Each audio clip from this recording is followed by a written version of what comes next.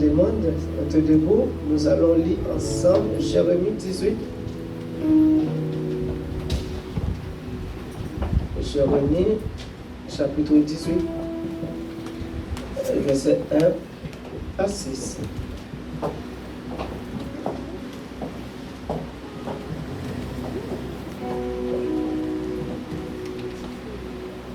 Jérémie 18, verset 1 à 6. La parole qui fut adressée à Jérémie de la part de l'Éternel en ces mots. Lève-toi et descends dans la maison du potier. Là, je te ferai entendre mes paroles. Je descendis dans la maison du potier, et voici, il travaillait sur un tour. Le vase qu'il faisait ne réussit pas. Comme il arrive à l'agile dans la main du potier, il en refit un autre vase, tel qu'il en trouva bon de le faire. Et la parole de l'Éternel me fit adresser en ces mots. Ne puis-je pas agir envers vous comme ce potier, maison d'Israël, dit l'Éternel. Voici, comme l'agile est dans la main du potier, ainsi vous êtes dans ma main, maison d'Israël. Parole du Seigneur, nous demandons à la Sœur.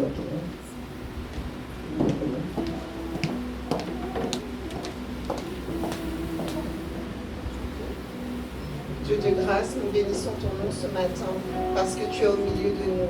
Il est dit dans ta parole, là où 2 ou 3 sont réunis en ton nom, tu es au milieu d'eux.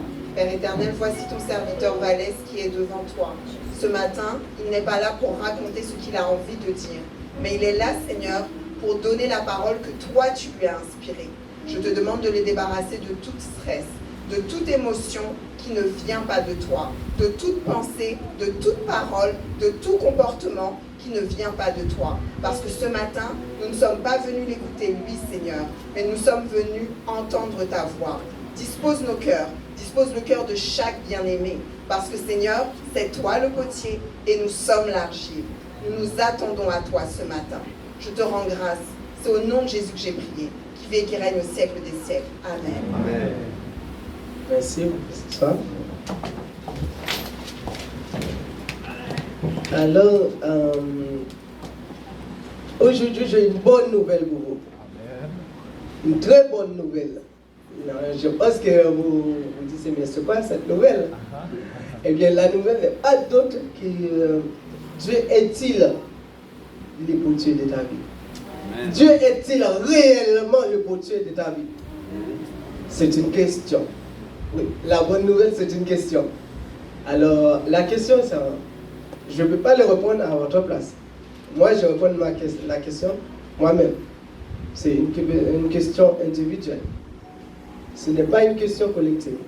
Alors, Dieu est-il le potier de ta vie? Dieu est-il le potier de ta vie quotidiennement? Est-ce que Dieu est le potier de ta vie le dimanche tout simplement?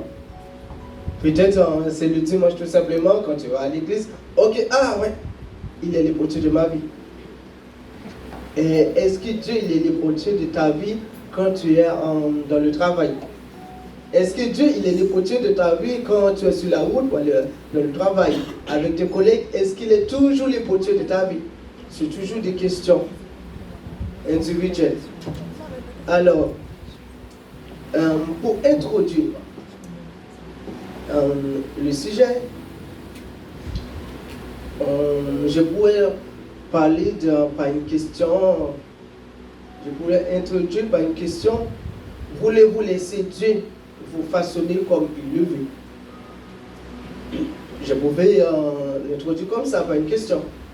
En effet, je préfère de vous en parler de quel type de vase voulez-vous être dans la main du potier? Quel type de vase voulez-vous être dans la main du potier? C'est toujours une question. La question, ça vaut de la répondre. Aujourd'hui, c'est une bonne nouvelle, pas de questions. Et les questions, c'est des questions intéressantes. Amen. Et on sait aussi que Il y a plusieurs types de vases. Alors, quel type de vase vous voulez être dans la main du potier? Alors, par définition, c'est quoi un potier? Un potier, c'est une personne qui est spécialisée, hein, qui est dans la fabrication de poteries en terre en cuivre. Alors, il fait toutes sortes de vases. Il utilise la matière qui est l'argile. L'argile, c'est quoi? C'est une terre ruisseuse composée de silica et d'aluminium. D'alumine hydratante résultant surtout de la décomposition phosphate ayant généralement l'aspect d'une terre molle. C'est ça l'argile. Alors, on a un grand point, un seul. Il n'y en a pas deux, il n'y en a pas trois. Le plan du potier, ou son projet, ou celui qui veut être un chef-d'œuvre. Le plan du potier pour vous, le plan du potier pour moi, le projet du potier pour celui qui veut être un chef-d'œuvre. En fait, le plus souvent, on veut être un chef-d'œuvre dans la main du potier, mais est-ce qu'on décide, est-ce qu'on veut que le potier nous façonne tel qu'il veut? Des fois, oui, Seigneur, envoie-moi. Mais est-ce qu'il vous dit, allez-y, est-ce que ça va être facile? Est-ce que vous allez directement, ou vous allez tourner en rond? Oui, j'ai des enfants, vous voyez que j'ai des contraintes. On aime bien être sur le stade, d'être devant. Mais est-ce qu'on est prêt à payer le prix? Est-ce qu'on est prêt à payer le prix?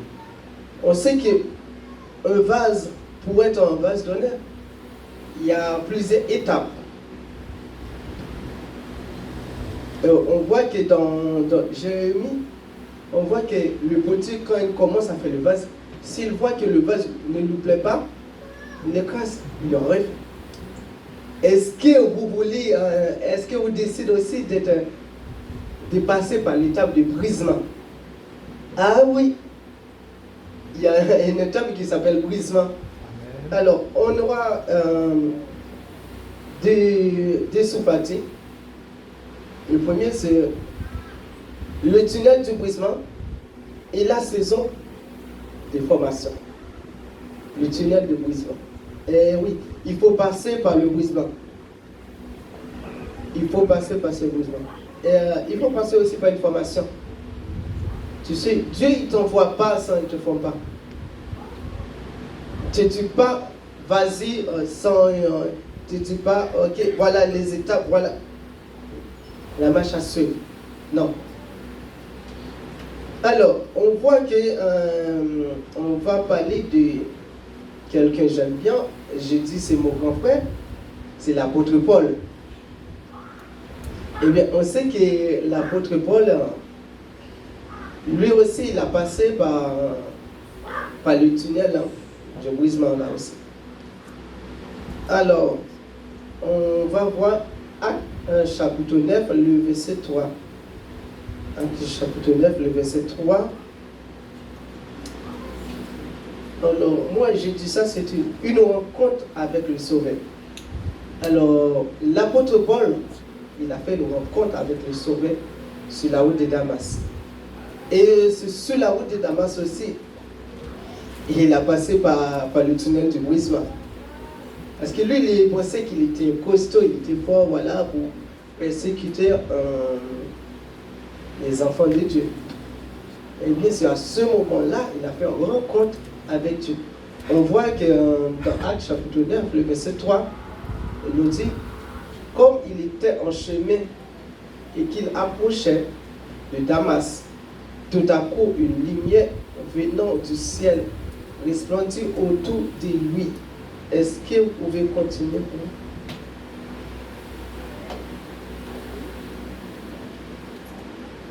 moi? Alors, il tomba par terre Et il dit, une voix qui lui disait, Saul, Saul, pourquoi me persécutes-tu? Il répondit, qui es-tu, Seigneur? Et le Seigneur dit, je suis Jésus que tu persécutes. Et il te serait dû te réclamer contre les guillons. En fait, on voit que tout de suite, Saul, il a reconnu le pouvoir. Il a dit, qui es-tu, Seigneur? C'est qu'il sait qu'il y a quelqu'un qui est au-dessus de lui. Parce qu'on voit que dans le verset avant, il est allé voir les autorités pour lui demander l'autorisation pour aller persécuter l'Église, pour aller persécuter les chefs, les fidèles de Dieu, les enfants de Dieu. Et sur la route de Damas, lui, il a fait cette rencontre-là. Alors, si on prend l'exemple de Zachée, selon Luc 19, le verset 1 à 10, alors je vais lire résumer pour vous. Zachée, l'histoire est là que Zachée, c'est un chef, un collecteur des impôts qui est très riche. Il désire voir Jésus. Tu sais, ce que je comprends, c'est que la richesse, même si vous êtes riche, si vous n'avez pas Dieu, si vous n'avez pas Jésus dans votre vie, il y a un grand vide. Si vous n'avez pas Dieu, Jésus, celui qui est mort à la croix pour nous, eh bien, c'est qu'il vous manque quelque chose important. Il vous manque quelque chose d'important. Alors, on voit que Zachée, en dépit des richesses qu'il avait, il avait un manque. Et pour lui, c'est qu'il y a quelque chose qui lui manque. Mais il demande ça, mais c'est quoi cette chose-là? Alors, il a décidé de faire cette rencontre avec le Seigneur Jésus. Tu sais, des fois on dit que non, je ne suis pas encore prêt pour accepter Dieu. Oui, il y a des années, il y a de la vie. Il y a Zachée aussi. Il y avait des contraintes pour Zachée. La foule était nombreuse et en plus, lui, il était de petite taille. Tu sais, Zachée était un homme très intelligent. Très, très intelligent. Pourquoi? Parce qu'il a dit, moi, je ne passe pas à côté de cette grâce-là. Parce que je sais qu'en moi, il me manque quelque chose. Il me manque quelque chose que les richesses, tous les biens de ce monde, même si je possède tout, si je parle cette parole-là, si je ne fais pas cette rencontre-là avec Dieu, c'est que je passe à côté d'une vie éternelle. Éternité. Alors, il a décidé de monter sur un pied de secours pour rencontrer avec Dieu. On voit que Zachée, il avait le dévouement. Il avait envie de faire cette rencontre avec Dieu. Alors, Dieu, il nous a pris dans des endroits quelconques. Et on sait qu'on a tous un témoignage, l'endroit, le lieu que Dieu nous a pris.